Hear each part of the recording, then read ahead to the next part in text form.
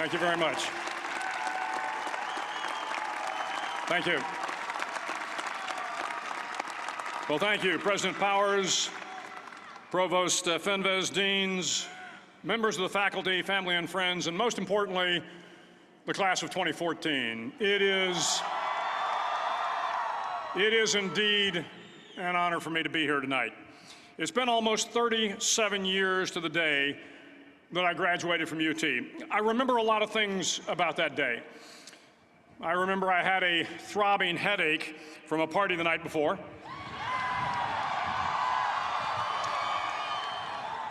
I remember I had a serious girlfriend, who I later married.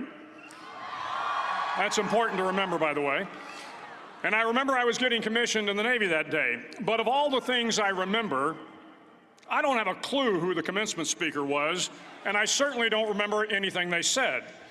So acknowledging that fact, if I can't make this commencement speech memorable, I will at least try to make it short. So the university's slogan is, "What starts here changes the world." Well, I've got to admit, I kind of like it. What starts here changes the world. Tonight, there are almost 8,000 students, or there are more than 8,000 students, graduated from UT. So that great paragon of analytical rigor, Ask.com, says that the average American will meet 10,000 people in their lifetime. 10,000 people, that's a lot of folks. But if every one of you changed the lives of just 10 people, and each one of those people changed the lives of another 10 people, and another 10, then in 5 generations, 125 years, the class of 2014 will have changed the lives of 800 million people. 800 million people. Think about it. Over twice the population of the United States. Go one more generation, and you can change the entire population of the world, 8 billion people. If you think it's hard to change the lives of 10 people, change their lives forever, you're wrong. I saw it happen every day in Iraq and Afghanistan. A young Army officer makes a decision to go left instead of right down a road in Baghdad, and the 10 soldiers with him are saved from a close-in ambush. In Kandahar province, Afghanistan, a non-commissioned officer from the female engagement team senses that something isn't right and directs the infantry platoon away from a 500-pound IED, saving the lives of a dozen soldiers. But if you think about it, not only were those soldiers saved by the decisions of one person, but their children were saved, and their children's children. Generations were saved by one decision, one person. But changing the world can happen anywhere, and anyone can do it. So what starts here can indeed change the world. But the question is, what will the world look like after you change it? Well, I'm confident that it will look much, much better. But if you'll humor this old sailor for just a moment, I have a few suggestions that may help you on your way to a better world. And while these lessons were learned during my time in the military, I can assure you that it matters not whether you ever served a day in uniform. It matters not your gender, your ethnic or religious background, your orientation, or your social status. Our struggles in this world are similar, and the lessons to overcome those struggles and to move forward, changing ourselves and changing the world around us, will apply equally to all. I've been a Navy SEAL for 36 years, but it all began when I left UT for basic SEAL training in Coronado, California. Basic SEAL training is 6 months of long, torturous runs in the soft sand, midnight swims in the cold water off San Diego, obstacle courses, unending calisthenics, days without sleep, and always being cold, wet, and miserable. It is 6 months of being constantly harassed by professionally trained warriors who seek to find the weak of mind and body and eliminate them from ever becoming a Navy SEAL. But the training also seeks to find those students who can lead in an environment of constant stress, chaos, failure, and hardships. To me, basic SEAL training was a lifetime of challenges crammed into 6 months. So here are the 10 lessons I learned from basic SEAL training that hopefully will be of value to you as you move forward in life. Every morning in SEAL training, my instructors, who at the time were all Vietnam veterans, would show up in my barracks room, and the first thing they'd do was inspect my bed. If you did it right, the corners would be square, the covers would be pulled tight, the pillow centered just under the headboard, and the extra blanket folded neatly at the foot of the rack. It was a simple task, mundane at best, but every morning we were required to make our bed to perfection. It seemed a little ridiculous at the time, particularly in light of the fact that we were aspiring to be real warriors, tough, battle-hardened SEALs. But the wisdom of this simple act has been proven to me many times over. If you make your bed every morning, you will have accomplished the first task of the day. It will give you a small sense of pride, and it will encourage you to do another task, and another, and another. And by the end of the day, that one task completed will have turned into many tasks completed. Making your bed will also reinforce the fact that the little things in life matter. If you can't do the little things right, you'll never be able to do the big things right. And if by chance you have a miserable day, you will come home to a bed that is made, that you made. And a made bed gives you encouragement that tomorrow will be better. So if you want to change the world, start off by making your bed. During SEAL training, the students are all broken down into boat crews. Each crew is 7 students, 3 on each side of a small rubber boat, and 1 coxswain to help guide the dinghy. Every day, your boat crew forms up on the beach and is instructed to get through the surf zone and paddle several miles down the coast. In the winter, the surf off San Diego can get to be 8 to 10 feet high, and it is exceedingly difficult to paddle through the plunging surf unless everyone digs in. Every paddle must be synchronized to the stroke count of the coxswain. Everyone must exert equal effort, or the boat will turn against the wave and be unceremoniously dumped back on the beach. For the boat to make it to its destination, everyone must paddle. You can't change the world alone.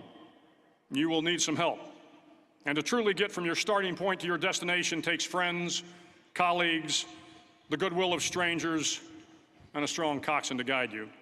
If you want to change the world, find someone to help you paddle. Over a few weeks of difficult training, my SEAL class, which started with 150 men, was down to just 42. There were now 6 boat crews of 7 men each. I was in the boat with the tall guys, but the best boat crew we had was made up of the little guys, the Munchkin crew, we called them. No one was over 5'5". The Munchkin boat crew had 1 American Indian, 1 African American, 1 Polish American, 1 Greek American, 1 Italian American, and 2 tough kids from the Midwest. They out-paddled, outran, and outswam all the other boat crews. The big men in the other boat crews would always make good-natured fun of the tiny little flippers the Munchkins put on their tiny little feet prior to every swim. But somehow these little guys from every corner of the nation and the world always had the last laugh, swimming faster than everyone and reaching the shore long before the rest of us. SEAL training was a great equalizer. Nothing mattered but your will to succeed, not your color, not your ethnic background, not your education, not your social status. If you want to change the world, measure a person by the size of their heart, not by the size of their flippers. Several times a week, the instructors would line up the class and do a uniform inspection. It was exceptionally thorough. Your hat had to be perfectly starched, your uniform immaculately pressed, your belt buckle shiny and void of any smudges. But it seemed that no matter how much effort you put into starching your hat or pressing your uniform or polishing your belt buckle, it just wasn't good enough. The instructors would find something wrong. For failing the uniform inspection, the student had to run, fully clothed, into the surf zone, then wet from head to toe, roll around on the beach until every part of your body was covered with sand. The effect was known as a sugar cookie. You stayed in the uniform the rest of the day, cold, wet, and sandy. There were many a student who just couldn't accept the fact that all their efforts were in vain, that no matter how hard they tried to get the uniform right, it went unappreciated. Those students didn't make it through training. Those students didn't understand the purpose of the drill. You were never going to succeed. You were never going to have a perfect uniform. The instructors weren't going to allow it. Sometimes, no matter how well you prepare or how well you perform, you still end up as a sugar cookie. It's just the way life is sometimes. If you want to change the world, get over being a sugar cookie and keep moving forward.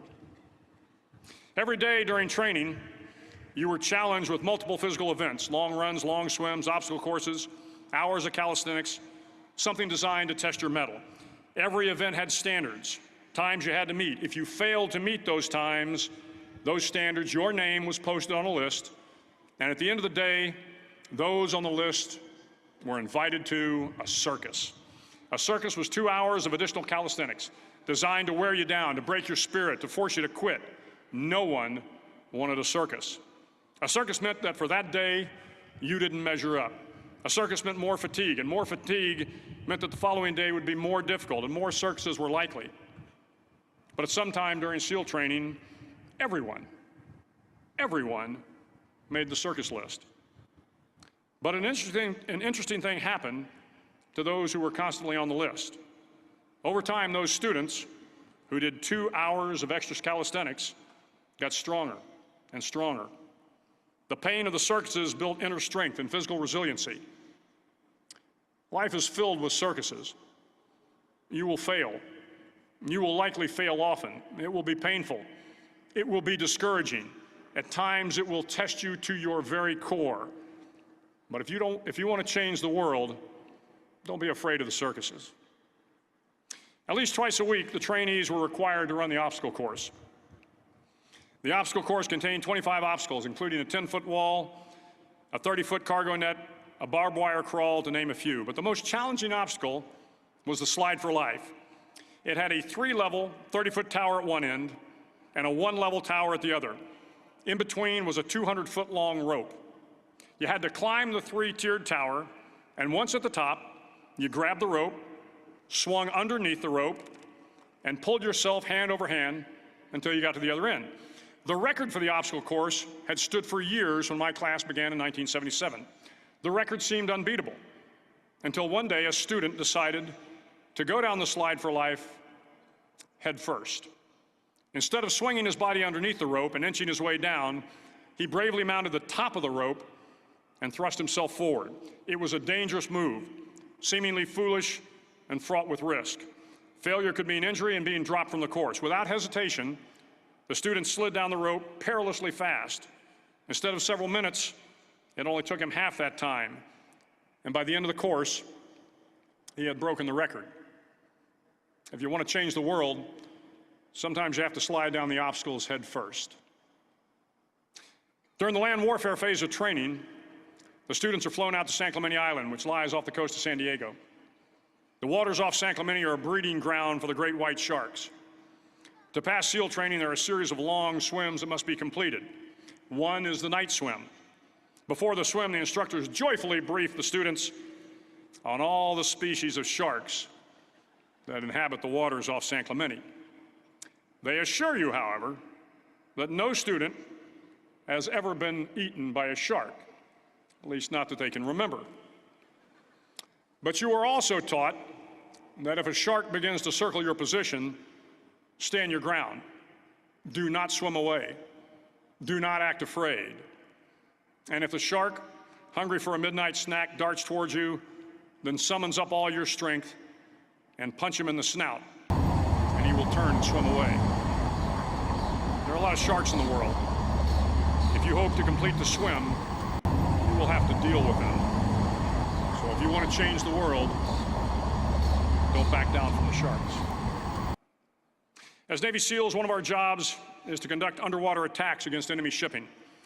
We practice this technique extensively during training. The ship attack mission is where a pair of SEAL divers is dropped off outside an enemy harbor and then swims well over 2 miles underwater, using nothing but a depth gauge and a compass to get to the target. During the entire swim, even well below the surface, there is some light that comes through. It is comforting to know that there is open water above you. But as you approach the ship, which is tied to a pier, the light begins to fade. The steel structure of the ship blocks the moonlight. It blocks the surrounding street lamps. It blocks all ambient light. To be successful in your mission, you have to swim under the ship and find the keel, the center line, and the deepest part of the ship. This is your objective. But the keel is also the darkest part of the ship, where you cannot see your hand in front of your face, where the noise from the ship's machinery is deafening, and where it gets to be easily disoriented, and you can fail.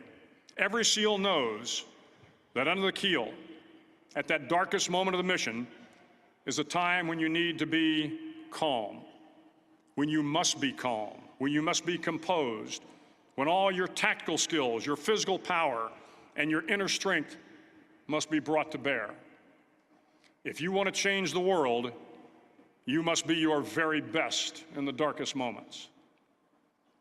The 9th week of training is referred to as Hell Week. It is 6 days of no sleep, constant physical and mental harassment, and one special day at the Mud Flats. The Mud Flats are an area between San Diego and Tijuana where the water runs off and creates the Tijuana Sloughs, a swampy patch of terrain where the mud will engulf you. It is on Wednesday of Hell Week that you paddle down to the Mud Flats and spend the next 15 hours trying to survive this freezing cold, the howling wind, and the incessant pressure to quit from the instructors. As the sun began to set that Wednesday evening, my training class, having committed some egregious infraction of the rules, was ordered into the mud. The mud consumed each man till there was nothing visible but our heads. The instructors told us we could leave the mud if only 5 men would quit. Only 5 men, just 5 men, and we could get out of the oppressive cold. Looking around the mud flat, it was apparent that some students were about to give up. It was still over 8 hours till the sun came up. 8 more hours of bone-chilling cold. The chattering teeth and the shivering moans of the trainees were so loud, it was hard to hear anything. And then one voice began to echo through the night. One voice raised in song. The song was terribly out of tune, but sung with great enthusiasm. One voice became 2, and 2 became 3, and before long, everyone in the class was singing. The instructors threatened us with more time in the mud if we kept up the singing, but the singing persisted. And somehow the mud seemed a little warmer, and the wind a little tamer, and the dawn not so far away. If I have learned anything in my time traveling the world, it is the power of hope. The power of one person, a Washington, a Lincoln, King, Mandela, and even a young girl from Pakistan, Malala. One person can change the world by giving people hope. So if you want to change the world, start singing when you're up to your neck in mud. Finally, in SEAL training, there's a bell. A brass bell that hangs in the center of the compound for all the students to see. All you have to do to quit is ring the bell. Ring the bell, and you no longer have to wake up at 5 o'clock. Ring the bell, and you no longer have to be in the freezing cold swims. Ring the bell, and you no longer have to do the runs, the obstacle course, the PT, and you no longer have to endure the hardships of training. All you have to do is ring the bell to get out. If you want to change the world, don't ever, ever ring the bell. To the class of 2014, you are moments away from graduating, moments away from beginning your journey through life, moments away from starting to change the world for the better. It will not be easy, but you are the class of 2014, the class that can affect the lives of 800 million people in the next century. Start each day with a task completed. Find someone to help you through life. Respect everyone. Know that life is not fair and that you will fail often. But if you take some risks, step up when the times are the toughest, face down the bullies, lift up the downtrodden, and never, ever give up. If you do these things, the next generation and the generations that follow will live in a world far better than the one we have today. And what started here will indeed have changed the world for the better. Thank you very much. Hook 'em horns.